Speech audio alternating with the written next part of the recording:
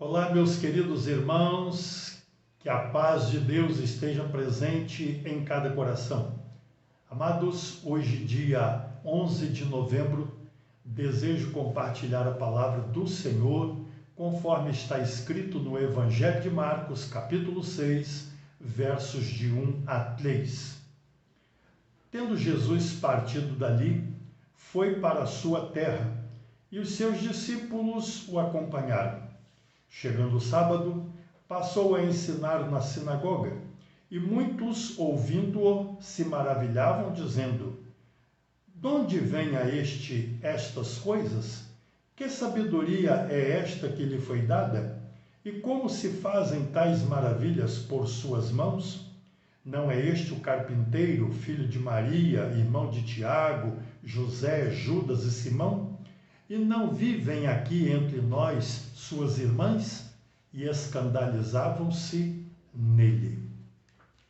Amados, desde o tempo do ministério terreno de Jesus, nunca cessou a oposição ao Evangelho, que é o próprio Cristo. Inicialmente, a oposição começou pelos fariseus, os escribas, os saduceus.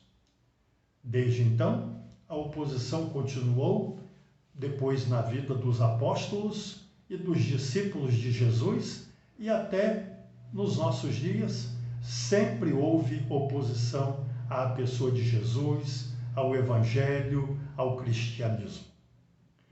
O texto bíblico lido fala que Jesus foi à sua terra, Nazaré, e no sábado ele foi à sinagoga. Jesus era conhecido das pessoas na sua cidade. Jesus era reconhecido também como mestre, e ao chegar à sinagoga foi-lhe dada a palavra, e ele então ministrou seus ensinos, e as pessoas tinham conhecimento também dos milagres que Jesus realizava.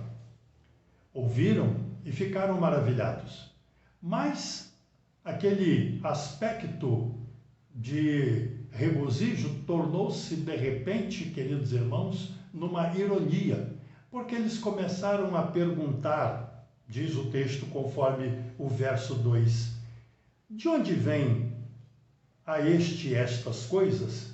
Que sabedoria é esta que lhe foi dada? E como se fazem tais maravilhas por suas mãos?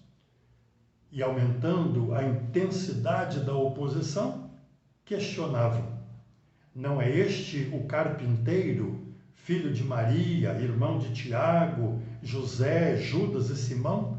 E não vivem aqui entre nós suas irmãs? E escandalizavam-se nele.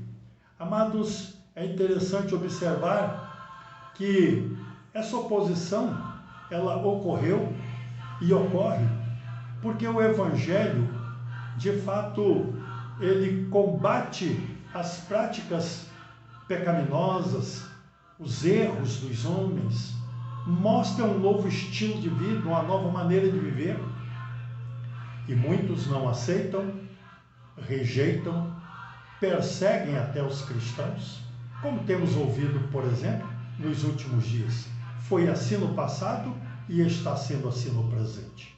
Mas quero ressaltar que no passado, quando a igreja foi perseguida, os cristãos passaram por perseguição, no livro de Atos, a Bíblia diz, queridos irmãos, no versículo de número 4, que aqueles que foram dispersos, eles iam por toda parte pregando o Evangelho, ou pregando a palavra.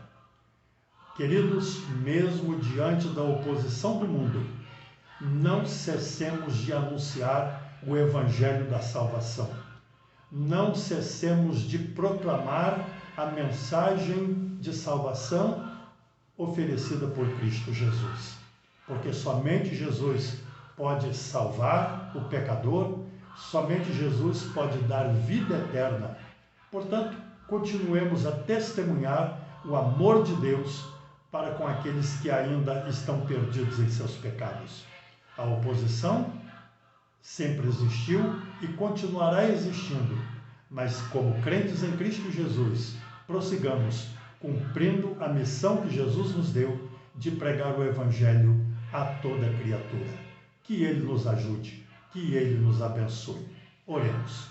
Ó Deus, obrigado porque a perseguição, a oposição ao Evangelho jamais impediu o avanço da Igreja, a proclamação da Tua Palavra.